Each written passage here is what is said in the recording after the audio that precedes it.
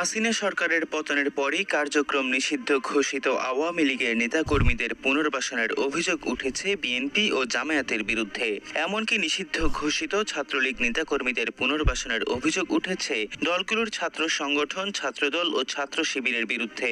ছাত্রলীগ পুনর্বাসনের অভিযোগ থেকে বাদ যায়নি এনসিপি ও দলটির ছাত্র সংগঠন ছাত্রশক্তিও। এবার দেশব্যাপী সমালোচিত ঢাকা মহানগর গোয়েন্দা পুলিশ তথা ডিবির সাবেক প্রধান হারুনুর রশিদের এক কেশিয়ারকে বিএনপিতে পুনর্বাসনের অভিযোগ উঠেছে।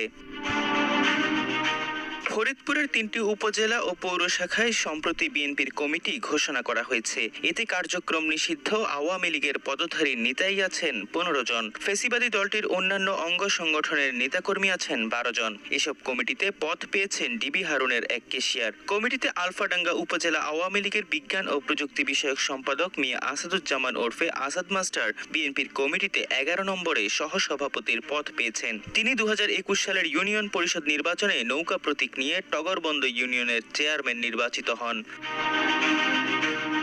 একই উপজেলা আওয়ামী লীগের কার্যনির্বাহী সদস্য আব্দুল ওহাব পান্নু হয়েছেন উপজেলা বিএনপির 5 নম্বর সহসভাপতি। উপজেলা কৃষক লীগের সহসভাপতি মোহাম্মদ মনিরুজ্জামান ওরফে মাসুদ মাস্টার হয়েছেন উপজেলা বিএনপির সহসভাপতি। কমিটির তালিকায় 4 নম্বরে আছে তার নাম। বিএনপির কমিটিতে 20 নম্বরে সহ সাধারণ সম্পাদক হিসেবে নাম আছে মনিরুজ্জামান মনিরের, যিনি গত জাতীয় সংসদ নির্বাচনে আওয়ামী লীগের প্রার্থী আব্দুর রহমানের হয়ে নৌকার পক্ষে ব্যাপক প্রচার চালান। আলফাডাঙ্গা ইউনিয়ন যুবলীগের প্রচার সম্পাদক মোহাম্মদ জাকার মেম্বারকেও কমিটিতে সহ সমবায় বিষয়ক সম্পাদক করা হয়েছে। উপজেলা বিএনপির তালিকায় 71 নম্বরে আছে তার নাম। গোপালপুর ইউনিয়ন কৃষক লীগের সাবেক সাধারণ সম্পাদক ওহিদ শিকদার মেম্বারকে দেওয়া হয়েছে সহ সাংগঠনিক সম্পাদকের পদ। উপজেলা বিএনপির কমিটির 23 নম্বরে আছে তার নাম। এছাড়া আলফাডাঙ্গা পৌর বিএনপির 101 সদস্য বিশিষ্ট কমিটিতে জেলা স্বেচ্ছাসেবক লীগের কার্যনির্বাহী সদস্য ও আলফাডাঙ্গা উপজেলা স্বেচ্ছাসেবক লীগের সহসভাপতি কামরুজ্জামান কদরকে প্রচার সম্পাদকের দায়িত্ব দেওয়া হয়েছে। আওয়ামী লীগের অবৈধ নির্বাচন এবং ফেসিবাদের অন্যতম দোসর ডিএমপির সাবেক কমিশনার আসাদুজ্জামান মিয়ার আপন শ্যালক নুরুল ইসলাম লিটনকে উপজেলা বিএনপির 98 নম্বর সদস্য করা হয়েছে। জেলার বোয়ালমারীর অমিত সাহার সঙ্গে বিগত দিনে আওয়ামী লীগের প্রেসিডিয়াম সদস্য ও সাবেক মন্ত্রী আব্দুর রহমানের সঙ্গে ঘনিষ্ঠতা ছিল বলে জানা গেছে। আওয়ামী লীগের এই নেতার সঙ্গে তার চাচা ভাতিজা সম্পর্ক ছিল বলে ফেসবুক ও অন্যান্য সামাজিক মাধ্যমে ভাইরাল হয়েছে।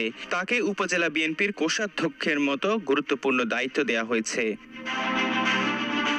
এছাড়া বোয়ালমারীর দাঁতপুর ইউনিয়ন আওয়ামী লীগের সভাপতি মাওলা বিশ্বাসকে উপজেলা বিএনপির সদস্য করা হয়েছে। একই ইউনিয়ন যুবলীগের সহসভাপতি সাইফুল ইসলাম বকুলকেও উপজেলা বিএনপির সদস্য করা হয়েছে। মিজানুর রহমান সোনা মিয়া, যিনি সাবেক ডিবি প্রধান হারুনের কেশিয়ার হিসেবে কাজ করেছেন, তাকেও উপজেলা বিএনপির নির্বাহী সদস্য করা হয়েছে। উপজেলা শ্রমিক লীগের সহসভাপতি হরেন কুমার কৃষ্ণকে করা হয়েছে পৌর বিএনপির 73 নম্বর সদস্য।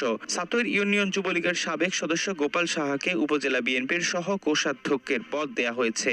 মধুখালী উপজেলা বিএনপির কমিটিতে মহিলা আওয়ামী লীগের কেন্দ্রীয় সাধারণ সম্পাদক মাহমুদা বেগম ক্রিকের ঘনিষ্ঠ এবং ফেসিবাদী আমলে মধুখালী পৌরসভা থেকে আওয়ামী লীগ মনোনীত নির্বাচিত মহিলা কাউন্সিলর নাজমা সুলতানাকে বিএনপির উপজেলা কমিটির মহিলা বিষয়ক সম্পাদক করা হয়েছে।